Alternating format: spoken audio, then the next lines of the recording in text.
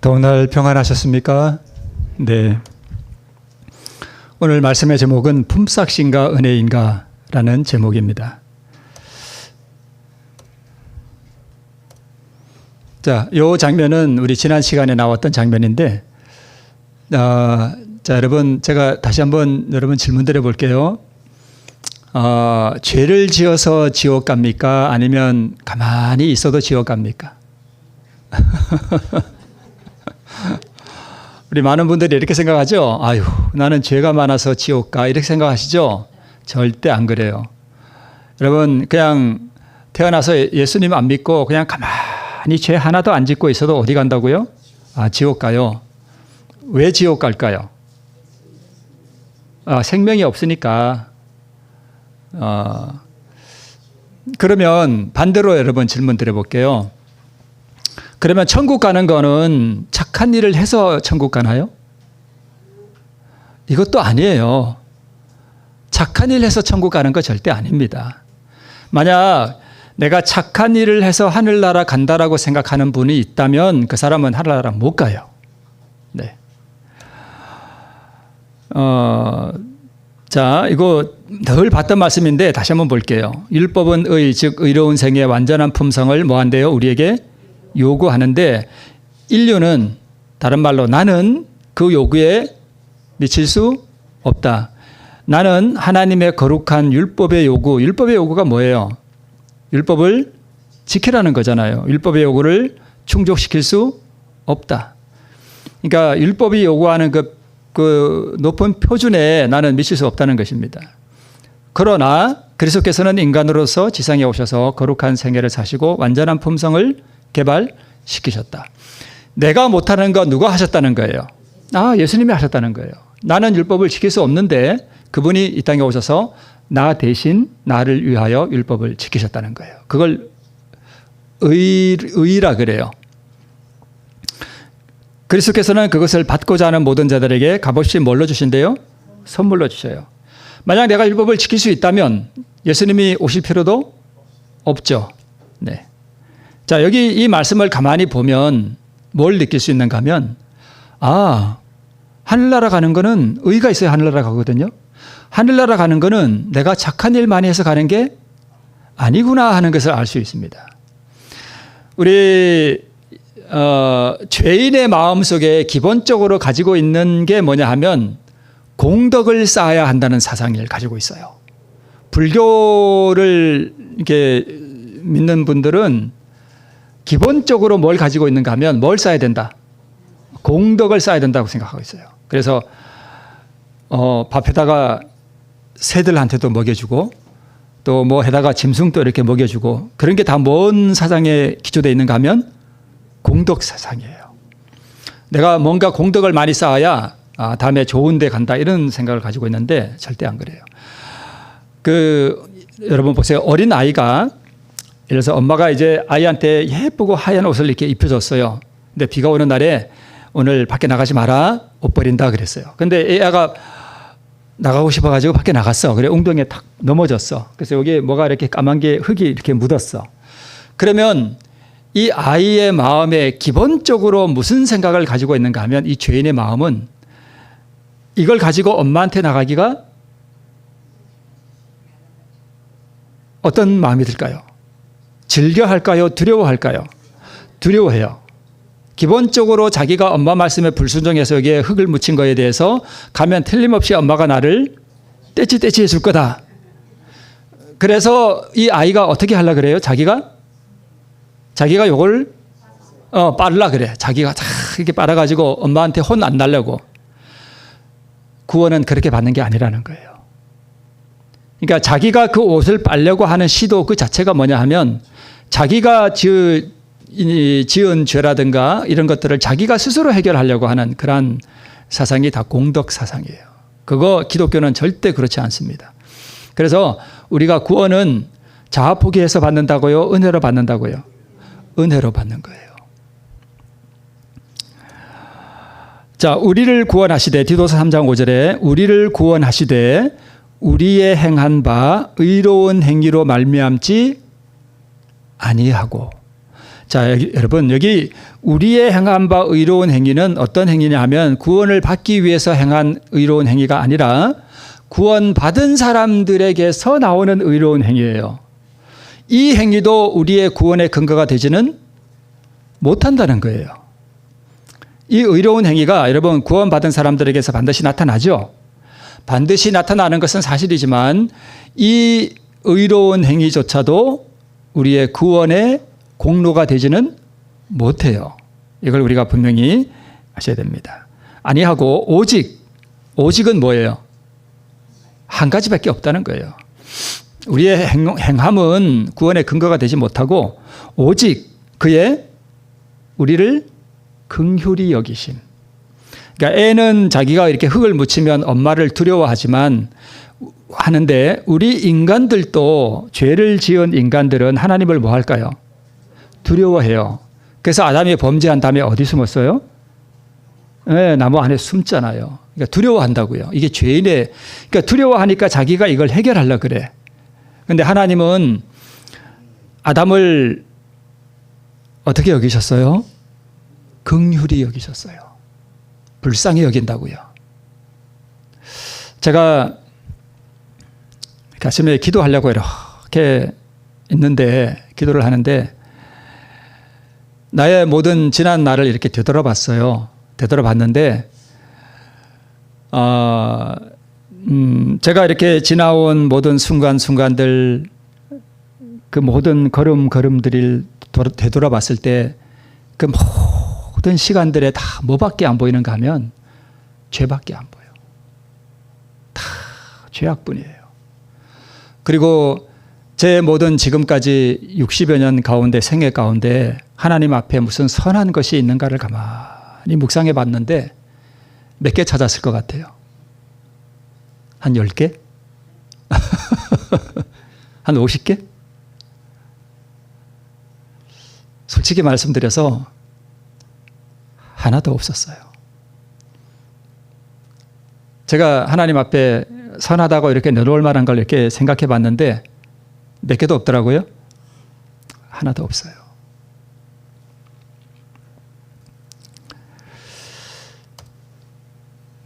자, 지난번에 나왔던 걸 조금 바꿔서 다시 한번 볼게요. 구원은 나의 행위와 상관없이 일방적으로 베풀어 주신 은혜예요. 그게 구원이에요. 맞나요? 맞아요. 나의 행위 아무것도 없어요. 그래서 이것을 은혜로 준비된 의라 그래요. 은혜로 말미암은 선물이에요. 그런데 일방적으로 베풀어 주신 이 은혜가 나에게 은혜가 되기 위해서는 조건이 하나 있어요. 그게 뭐라고요? 자복이에요. 이것을 믿음으로 얻는 의, 믿음으로 말미암는 의라고 해요. 자, 나의 행위와 상관없이 일방적으로 베풀어 주신 이 은혜, 이 은혜가 조건적 은혜가 되기 위해서는 품삯이어야 됩니까? 선물이어야 됩니까? 선물이어야 돼요. 구원을 얻는데 나의 공로가 아무것도 없어요. 그러면 이 조건적인, 이 무조건적으로 베풀어 주신 이 은혜를 나의 것으로 삼기 위해서는 나도 무언가를 주님께 내놓는 것이 있다는 거예요. 구원은 선물임과 동시에 뭐예요? 매매예요. 만약에 구원이 선물로만 되어 있다면 이 세상의 모든 사람들이 다 뭐 받아야 돼요? 구원받아야 돼요. 그런데 어디 가는 사람도 있어요.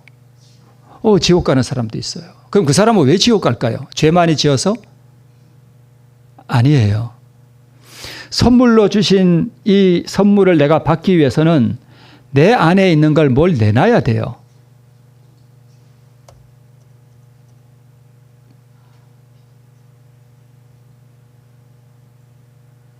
뭘 내놔야 돼요?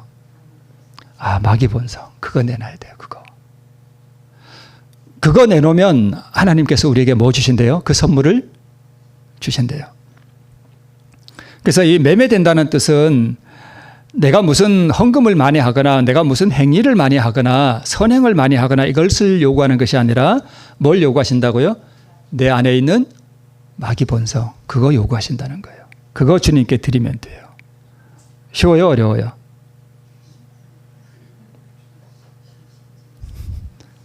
쉬워요, 어려워요? 어려워요? 네. 그래서 구원은 뭐라고요? 물물교환이에요. 예수님께서 일방적으로 그분의 모든 공로로 이루어지신 그 의의 선물을 내가 받는데, 선물로 받는데, 대신 나에게 사망을 가져오고 나에게 죽음을 가져오고 나에게 고통을 가져오는 뭐를요? 마귀본성. 그거 주님께 뭐 하면 된다고요? 드리면 돼요. 물물교환이에요. 그게 구원이에요. 내가 선한 행위를 많이 해서 그런 게 아닙니다. 자, 오늘 말씀에 보니까, 본문에 보니까 천국은 마치 품꾼을 얻어 포도원에 들여보내려고 이른 아침에 나간 모와 같으니 집 주인과 같다, 이렇게 말씀했는데, 이게 천국이 무슨 천국이냐면 천국은 두 가지가 있어요. 하나는 은혜의 천국이고 하나는 영광의 천국입니다. 영광의 천국은 뭔지 아시겠죠? 어디 있는 거예요? 하늘나라. 우리가 장차 갈 그 하늘나라를 영광의 천국이라 그래요. 그러면 은혜의 천국은요? 이 땅에 사는 동안 내 마음에서 이루어지는 천국을 은혜의 천국이라 그래요. 그러면 여기 나오는 이 천국은 영광의 천국일까요? 은혜의 천국일까요? 네, 오, 잘 아시네요. 그죠? 네, 은혜의 천국이죠. 자, 그러면 은혜가 뭐예요? 은혜는 받을 가치가 전혀 없는 인생에게 모든 좋은 것으로 베푸시는 하나님의 본성, 그분의 자비, 그분의 사랑, 그분의 선하심, 이 모든 것들을 은혜라고 합니다. 이 모든 좋은 것 중에서 가장 좋았던 게 뭘까요? 자기 생명이었습니다. 예수님은 우리에게 은혜를 베푸셨는데 그분이 내려오실 수 있는 가장 좋은 것이 뭐였냐면 그분의 생명이었습니다. 아버지 하나님께서는 자기가 가장 사랑하는 아들의 생명을 우리에게 주신 것입니다. 그래서 사도 바울은 나의 나 된 것은 하나님의 뭘로 된 것이니? 은혜로 된 것이니 내게 주신 그의 은혜가 헛되지 아니하여 내가 모든 사도보다 더 많이 수고하였으나 내가 아니요. 내가 아니라는 것은 내 모든 행위도 내가 구원 얻는데 조금도 아니라는 거예요. 그죠? 오직 나와 함께 하신 하나님의 뭐라? 은혜라. 다 은혜로 됐다는 것입니다. 그것을 말하는 것입니다.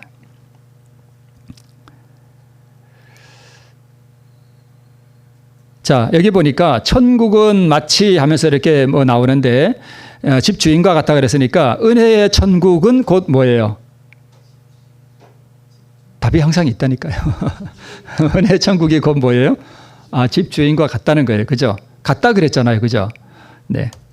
자, 천국은 마치 집주인과 같으니, 근데 이 천국이 집주인과 같은데 집주인이 어떠한가를 설명하고 있습니다. 이 집주인이 어떤 사람인가 하면 품꾼을 얻어 포도원에 들여보내려고 이른 아침에 나간 집주인과 같다 그랬습니다.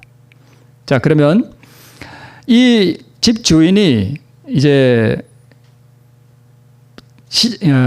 장터에 나간 이유는 두 가지예요. 하나는 뭘 얻고요? 품꾼을 얻고, 하나는 뭐 하려고요? 자기 포도원에 들여보내려고. 그러니까 품꾼을 얻어서 자기 포도원에 뭐 시키려고요? 일 시키려고. 네, 일 시키려고 보냈습니다. 자, 그런데 여기 일 시키려고 하고 질문이 있네요. 그죠? 집주인이 일 시키려고 품꾼들을 불렀을까요? 뭐 그냥 겉보기에는 그렇습니다. 그죠? 네, 그래요. 자, 그런데 어쨌든 그건 뒤에 보고 이 집주인이 몇 시에 나가는가 하면 일은 새벽에도 나가고 또요. 3시에도 나가고 6시에도 나가고 9시에도 나가고 11시에도 나가고 몇 번 나갔어요? 5번 나갔습니다. 5번 일꾼을 풀으러 갔습니다. 그런데 시간이 조금 이상하죠? 그죠? 우리 시간으로 바꿔볼게요. 오전 6시, 또 3시는 오전 9시, 그리고 12시 정오에도 나가고 오후 3시에도 나가고 오후 5시에도 나가고, 이 당시에 일꾼들은 몇 시간 일을 시켰냐면 12시간을 시켜요. 아침 6시에 나가서 불러다가 오후 6시까지 일해요. 네. 그리고 약속합니다. 오전 6시에 나가서 일꾼들을 불러올 때 하루에 품삯을 얼마 주겠다? 한 데나리온 주겠다 그랬습니다. 한 데나리온은 그 당시 노동자들의 하루 품삯이 한 데나리온이었다고 합니다. 뭐 지금 대충 얼마쯤 되는지 여러분 아시겠죠? 자, 그런데 자, 일 시키려고 하려면 오후 5시에 나가서 데리고 오면 이 사람은 몇 시간밖에 일을 못해요? 1시간밖에 일을 못해요. 그런데 이 1시간밖에 일 못하는 사람을 데리러 이 주인이 5시에 장터로 나갔어요. 인력시장으로 나갔다는 거예요. 그죠? 왜 나갔을까요? 왜? 네. 왜 나갔을까? 그래서 제11시에도 나갔는데 왜 나갔는가 하면 오늘 하루 일거리가 없어서 손맥이 풀린 채 빈손으로 집에 들어가는 사람이 있을까 싶어서 빈손으로 들어오는 아빠를 바라볼 어느 집 아이들 생각에 여러분 인력시장에 나가서 오늘 하루를 나가서 내가 남편이 가서 일을 해야 그리고 한 데나리온 받아오면 그 한 데나리온 가지고 밀가루도 좀 사고 기름도 조금 사고 뭐 요즘 말로 하면 뭐 국수라도 한 보따리 사가지고 죠 집에 들어가서 이게 아내들과 아이들과 저녁이라도 끓여 먹을 텐데 근데 빈손으로 가면 그 아내 얼굴을 어떻게 보겠어요? 그 다음에 아빠가 하루 종일 나가서 일하고 맛있는 거 사가지고 올 것을 바라보고 있을 아빠다 하고 나와서 아빠 손에 뭐 들고 오나 하고 쳐다볼 이 아이들 생각에 누가 나간 거예요? 집주인이 나간 거예요. 뭐 주고 싶었어요? 일용할 양식을 주고 싶어서. 그래서 아이들 볼 면목이 없어서 차마 집에 들어가지 못하고 해가 뉘어지도록 장터에서 서성이고 있을 어떤 사람 생각에. 그러니까 이 집 주인은 자기 포도원에 일을 시키려고 하는 계획이었다면 정오에 그다음에 오후 3시에 저녁 5시에 나가면 안 돼요. 무슨 일을 해요? 그 시간에. 그래서 이 집 주인은 그 마음이 자기 포도원에 일 시키려는 목적이 아니라 뭘 주고 싶은 거예요? 양식을 주고 싶은 거예요.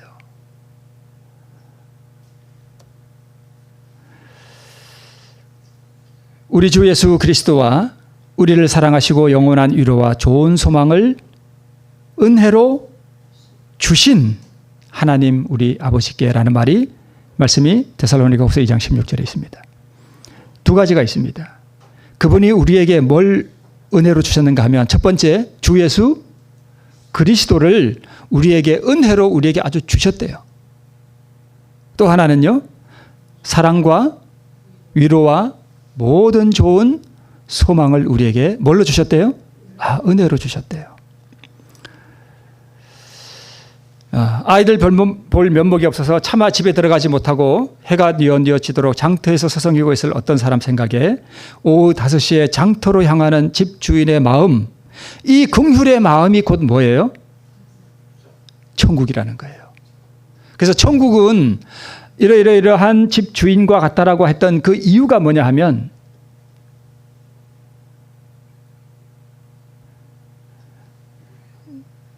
그날 하루 벌어먹을 양식을 얻지 못한 이 불쌍한 사람에게 하루에 필요한 양식을 주고자 하는 이 집주인의 마음이 곧 뭐라는 거예요?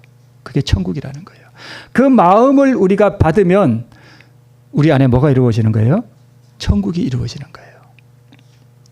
그러면 여러분 보세요. 5시에 포도원에 들어가서 1시간밖에 일하지 않은 사람이 한 데나리온을 받았죠. 받았어요. 그러면 이 한 데나리온 받은 사람은 뭘 받은 걸까요? 돈을 받은 거예요? 집주인의 은혜를 받은 거예요? 은혜 받은 거예요. 은혜. 그 긍휼히 여기는 마음. 그러니까 이 5시에 와서 1시간 일한 이 사람은 자기가 받은 이 품삯이 아닌 거예요. 그죠? 그래서 이 천국이 바로 그리스도의 의라는 거예요. 여러분, 그리스도의 의, 이 그리스도의 의가 곧 그분의 이 긍휼의 마음이고 그분의 사랑이잖아요. 그죠? 이 그분의 사랑과 그분의 의와 그분의 자비와 그분의 은혜를 아는 그것이 바로 내 마음에 뭐가 이루어지는 거예요? 천국이 이루어지는 거예요. 그래서 내 마음에 천국이 이루어지려면 반드시 무엇이 돼야 되는가 하면 은혜를 알아야 돼요. 은혜.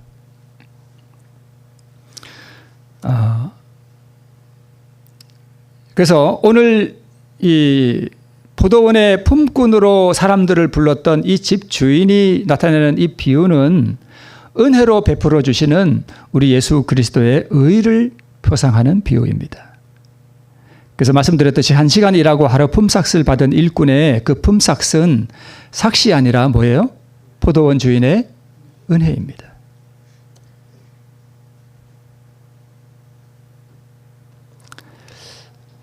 노래가 좀 나올 텐데요. 노래를 한번 들어보셔요.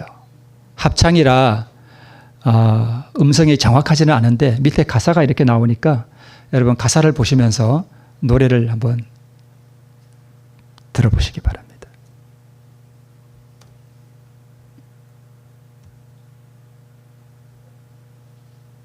제목은 은혜입니다.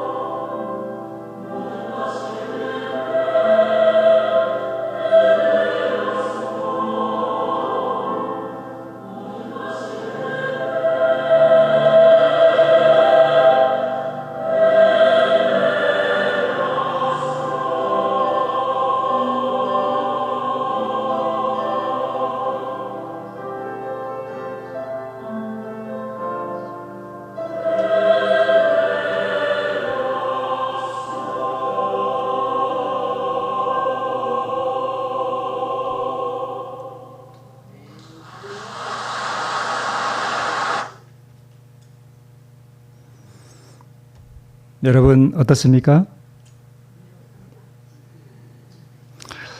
여러분 신앙이요.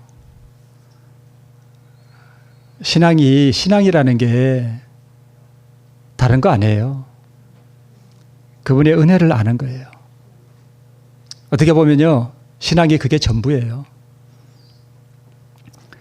지금까지 내가 누려왔던 모든 것들이, 내가 지나왔던 모든 시간들, 내가 걸어왔던 모든 순간이 당연한 것 아니라 다 은혜였습니다.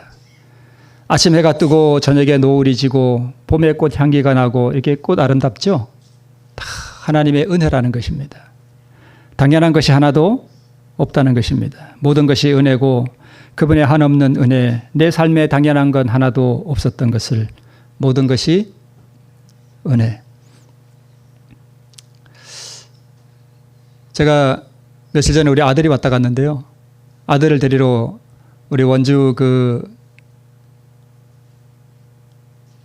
기차역에 가서 차를 대놓고 제가 이걸 핸드폰하고 하고 연결시켜가지고 이렇게 듣고 있는데 마침 석양에 이렇게 그 해가 이렇게 내린 그 모습을 보는데 이게 너무 제 마음에 와닿습니다. 모든 것이 은혜라고 하는 것이 너무 제 가슴 속에 새로웠습니다. 저녁 5시까지 장터에서 서성인 사람, 일꾼으로서 자질이 부족해 보이는 사람, 가장 연약하고 일을 못할 것처럼 보이는 사람, 그래서 일꾼으로 부름을 받지 못한 사람, 포도원 주인에게는 별 쓸모가 없는 사람. 그래서 포도원 주인이 묻습니다. 너희는 어찌하여 종일토록 여기 놀고 서 있느냐라고 물었더니 사람들이 이렇게 말합니다. 우리를 품꾼으로 쓰는 이가 없음이니이다. 그러니까 사람들이 와서 이 사람들 보니까 일을 잘할 것 같아요? 못할 것 같아요? 못할 것 같아요. 비리비리하고 저처럼 좀 이래 말랐나 봐요. 그래서 일을 못할 것 같으니까 이 사람들은 아예 일꾼으로 불러주지를 않았던 거예요. 그래서 하루 종일 놀고 썼던 거예요. 어디는 가지 못하고 집에는 들어가지 못하고 뭐 하나 들고 들어가야 되는데 집에는 먹을 게 없는데 그래서 집에 들어가지 못하고 5시까지 장터에서 서성이고 있었던 것입니다. 그 사람들을 불러준 거예요. 은혜입니까? 네, 은혜입니다.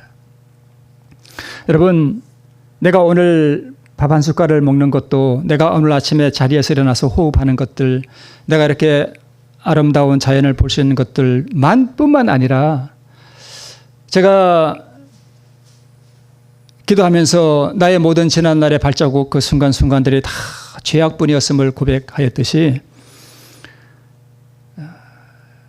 제가 어렴풋이나마 하나님 앞에 고백하는 것이 무엇이냐면 그 60여 년의 생애 동안 나의 모든 발자국들은 죄악밖에 없는데 그분이 그 모든 순간순간들마다 내가 오늘까지 올 수 있었던 것은 그분이 내게 뭘 베풀어 주셨기 때문이라? 은혜를 베풀어 주셨기 때문이라. 내가 자아 포기를 잘했어요? 그런 거 아무것도 아니에요. 모든 것이 그분의 뭐라고요? 은혜였습니다. 집주인이 그 5시에도 나가서 그들을 불러준 것은 그들에게 은혜를 베풀고자 했기 때문입니다. 그래서 천국은 마치 그 뒤에 다 빼고요. 천국은 마치 은혜와 같으니 이렇게 말해도 됩니다.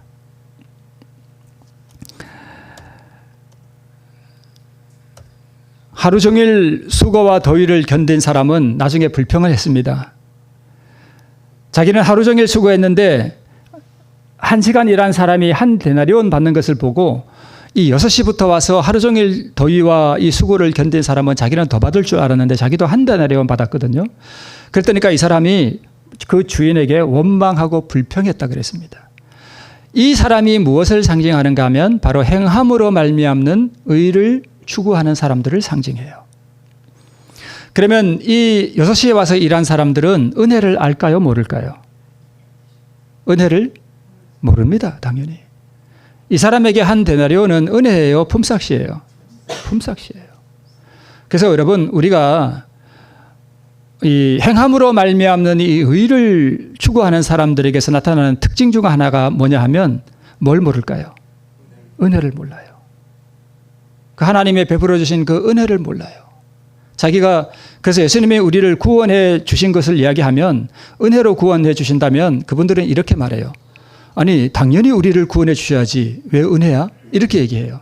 제가 그렇게 말하는 분들이 있다는 얘기를 들었어요. 그래서 제가 말씀을 드리는 거예요.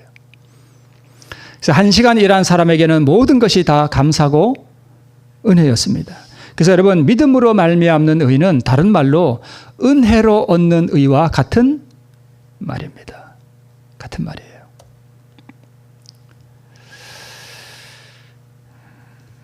그래서 12시간 일한 사람은 품삯은 받았겠지만 이 사람은 구원 얻은 사람은 아닙니다.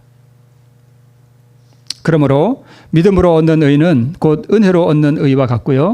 은혜로 역사하는 믿음, 사랑으로 역사하는 믿음과 같은 것입니다. 자, 이거는 제가 한번 말씀드렸던 거기 때문에 좀 간단하게 간략하게 좀 짚고 넘어가겠습니다. 사울 왕의 손자 요나단의 아들 절뚝발이 무비보셋 제가 한번 말씀을 드렸죠.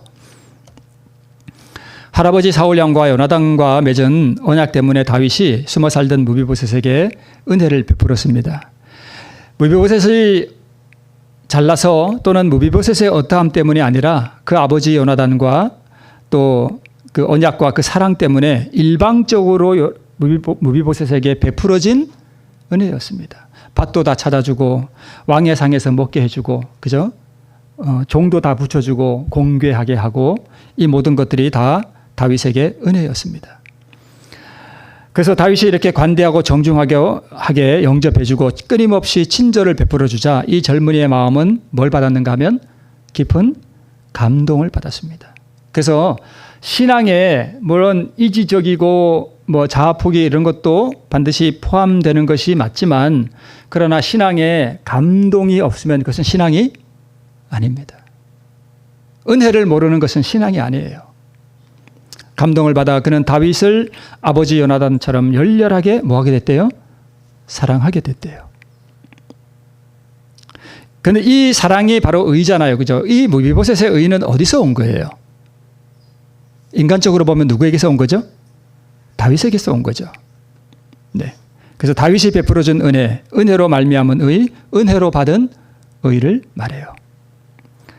무비보셋은 다윗이 베풀어준 이 은혜를 마음을 열고 뭐 했을 뿐이에요? 받았을 뿐이에요. 이것이 믿음으로 말미암는 의예요. 그래서 은혜로 얻는 의라고 합니다. 자, 압살롬이 반역했고 무비보셋이 이제 다윗 왕과 같이 도망가려고 이제 음식들을 준비하고 했는데 이것을 시바가 가로챘죠. 시바는 무비보셋의 종이었습니다. 시바가 다윗에게 가서 모함을 합니다. 재산과 명예를 다 잃었습니다. 반역이 다 평정되고 왕을 맞으러 나갈 때에 재산의 절반만 찾죠. 제가 한번 말씀을 드렸죠. 명예 회복도 제대로 안 됐죠. 그때 다윗이 무비보셋에게 주었던 밭의 절반만 되찾아줘요. 그러니까 이 무비보셋은 이 시바의 모함과 이 비열한 성질 때문에 재산의 절반을 다 잃어버리고 또 자기의 명예도 다 잃어버리는 그런 수모를 당했습니다. 그래서 반을 돌려줬을 때 이 무비보셋이 어떻게 하는가 하면 자기에게 있는 그 반까지 찾아온 그 재산을 다 누구에게 줘요? 시바에게 다 줍니다. 나는 이 재산이 필요 없습니다. 저는 재산 따위에 아무 관심이 없습니다. 그 뜻입니다. 무비보셋은 다윗이 도망가고 난 다음에 왕위에 돌아올 때까지 그 발을 맵시내지 아니하고 수염도 깎지 않았고 옷을 빨지 않았다라고 말하고 있습니다. 저로 그 전부를 차지하게 하옵소서. 자기 재산 종에게 다 주었고요. 이 마음이 바울에게 있던 마음과 똑같죠. 세상의 모든 것을 다 뭘로 여겼대요? 배설물로 여겼대요. 비열한 시바가 마땅한 형벌을 받는 것도 원치 않았습니다. 요셉이 자기와 약혼한 마리아가 임신했다는 이야기를 들었을 때 어떻게 하는가 하면 이게 밖에 나가서 이렇게 소문을 내고 마리아가 임신했다는 사실을 이렇게 떠들고 다니면 마리아가 어떻게 돼요? 돌에 맞아서 죽어요. 마땅한 형벌 받는 것도 원치 않고 그래서 요셉은 의로운 사람이라 저를 가만히 끊고자 했다라고 우리 성경에 기록되어 있습니다. 자, 무비보셋이 왕께 고하되 내 주 왕께서 평안히 궁녀에 돌아오시게 되었으니 저로 그 전부를 차지하게 하옵소서 하니라. 그러니까 이 무비보셋이 재산도 다 시바에게 주고 자기가 명예를 회복하는 것도 원치 않고 시바가 자기를 모함하고 자기 재산 뺏어간 것에 대해서 형벌을 받는 것도 원치 않는 이것을 우리가 그렇게 자주 들어왔던 뭐라고 표현할 수 있는가 하면 자아폭이라고 할 수 있습니다. 자아폭이 맞죠? 자아폭이에요. 다 버리잖아요. 그죠? 내 명예, 내 영광 아무 관심 없습니다. 그러면 무엇이 이 무비보셋으로 하여금 그러한 자아포기를 하게 했습니까? 무엇이 그렇게 했죠? 다윗을 향한 뭐요? 사랑이에요. 다윗에게 받은 그 은혜가 무비보셋으로 하여금 뭘 하게 했는가 하면 자기 재산도 다 버리게 하고 자기 영광도 다 버리게 하는 그러한 원동력이 되었다는 것입니다. 무비보셋의 자아포기는 은혜로 말미암는 의, 사랑으로 역사하는 의를 우리에게 나타내줘요. 자, 요거는 조금 자세히 한번 여러분 보셔요. 자, 순종이 뭐냐 하면 맨 앞에 뭐 하기 싫은 행위요? 내가 하기 싫은 행위를 내가 자아를 포기하고 순종하는 것을 뭐라 하냐면 믿음이라고 해요. 이걸 순종이라고 하고 이걸 자아포기라고 해요. 내가 하기 싫은 행위지만 이것을 하기로 내가 뭐 해주는 거예요? 선택해 주는 거예요. 그리고 그 행위를 하는 거예요. 이것을 믿음의 행위라고 그래요. 이게 무슨 강? 홍해요, 요단강이요? 이건 답이 안 나와 있는데? 이게 요단강이죠? 요단강, 그죠? 네. 자, 그런데 우리의 신앙이 여기서 그칠까요? 안 그래요. 더 진보를 이루어야 되는데 그게 뭐냐 하면 우리에게 이러한 은혜를 아는 마음이 충만해지면 내 자아가 어떻게 될까요? 숨겨져요. 그러면 하기 싫은 행위가 아니라 이제는 주님의 말씀에 순종하는 게 어떻게 될까요? 즐거워져요. 기쁨으로 할 수 있다고요. 그것을 또 다른 믿음이라고 그래요. 사랑으로 역사하는 믿음이라고 그래요. 그리고 사랑으로 역사하는 선택이라고 할 수 있고요. 사랑의 행위라고 할 수 있습니다. 자, 그러면 여러분 우리의 신앙이라고 하는 것이 이러한 1번의 자아포기가 있고 2번의 자아포기가 있는데 1번의 순종, 2번의 순종, 1번의 순종에서 2번의 순종으로 우리의 신앙이 이렇게 진행해 나가는 것을 우리의 신앙이 잘한다라고 우리가 표현할 수 있습니다.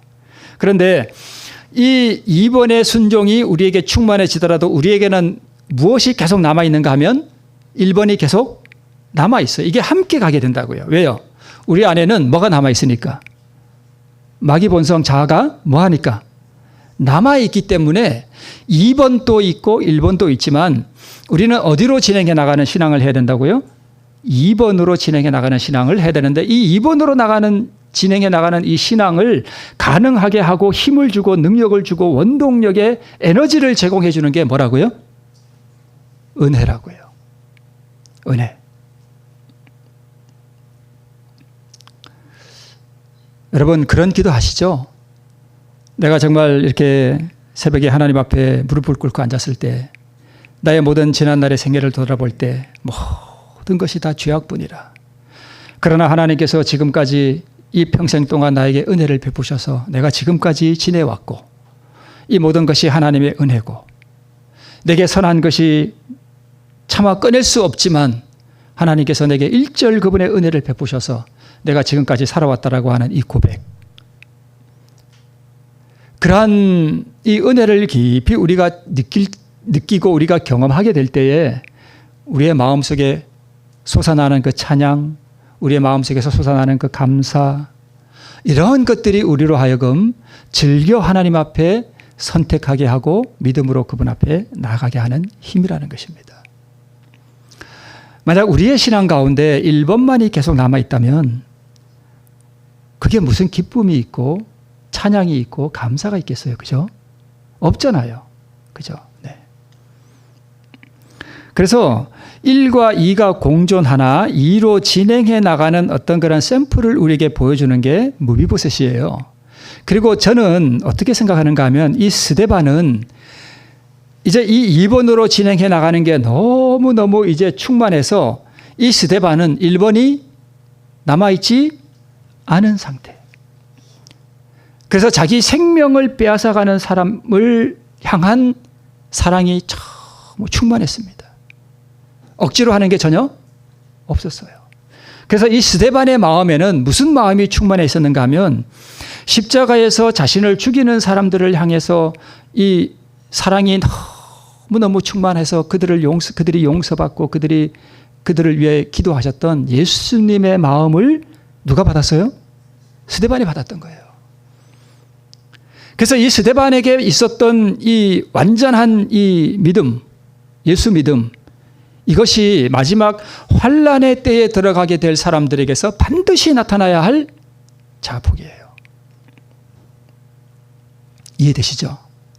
앞으로 이제 이 마지막 남은 무리들 중에 어떤 사람이 나오는가 하면 순교하는 사람들이 나와요. 아유, 나는 순교 못해요. 절대. 나는 거기 안 들어갔으면 좋겠다라고 생각하시는 분들 혹시 계실지도 모르겠는데요. 순교는 어떤 사람이 하는가 하면 순교하는 사람들에게는요, 하나님께서 그때 특별히 순교의 은혜를 주셔요. 그래서 지금 염려하실 필요가 전혀 없습니다. 제가 언제 한번 그런 말씀 드렸죠. 성질머리 죽이는 게 쉬워요? 순교하는 게 쉽다고요? 네, 순교가 쉬워요. 뭐가 더 어려운 거예요? 성질머리 포기하는 게 더 어렵다니까요. 이게 팍 올라오는 거 있죠? 그거 포기하는 게 더 어렵다고요. 뭐보다요? 순교하는 것보다. 그러니까 전혀 염려할 필요가 없습니다. 그래서 오늘 제가 이런 말씀을 드리는 이유가 자, 여기 보니까 즐겨 순종하는 것에 뭐가 능력을 준다고요? 은혜가 능력을 줍니다. 그래서 눈물이 없는 신앙은 진짜 신앙이 예요? 아니에요? 아니에요. 눈물 없는 신앙은 신앙이 아닙니다. 물론 눈물만 있다고 신앙은 아니지만, 네. 네. 네, 얘가 안 넘어가네요. 네. 이제 마치면서 제가 여기 한번 볼게요. 네. 자, 그러면 여러분 11시에 온 일꾼을 누구로 표현할 수 있는가 하면 우리 화입분의 원고에 보면 이 11시에 온 일꾼을 누구로 비유해 놨는가를 제가 이렇게 보니까 누구예요? 누구 같아요? 한편 강도. 한편 강도가 11시 일꾼이에요. 이 사람은 자기가 잘나서 뭐 이렇게 해서 구원 얻었나요? 아니에요. 전혀 안 그렇습니다. 보라 죽어가는 죄인이 죽어가는 구주를 붙드는 믿음이 도덕적 흑암 중에 환하게 빛나고 있다. 그러한 믿음은 11시에 온 일꾼으로 대표될 수 있을 것이다. 그들은 11시에 와서 일하기 시작했지만 여러 시간 동안 일한 사람들이 받는 삭과 같은 삭을 받아간다. 그 강도는 회개와 통회와 믿음으로 구하였다. 그리고 열렬하게 구원을 간구했죠. 그 다음에 예수께서 그를 구원해 주시지 않으면 그는 영원히 잃어버림을 당하리라는 것을 깊이 깨닫고 있었기 때문이었다. 여기에 이 강도가 어떤 자기 행위를 의지하는 게 있나요? 없나요? 전혀 없죠. 다 뭐에 의지해요? 그분의 구원해 주시는 은혜에 의지함을 볼 수 있습니다. 자, 우리 이 본문 말씀 이제 마치면서 보면은 똑같은 말씀이 두 번 나와요. 우리 이 오늘 본문이 시작되기 바로 전에 하나 나오고 이 오늘 본문이 마치면서 똑같이 나오는데 그러나 먼저 된 자로서 나중되고 나중된 자로서 먼저 될 자가 많다는 이야기가 두 번 나옵니다. 자, 먼저 된 자는 누구냐 하면 유대인들과 재림교인들이에요.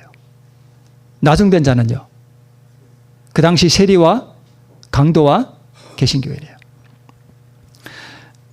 물론 우리 재림교인들 전체가 다 12시간 일한 사람은 아니에요.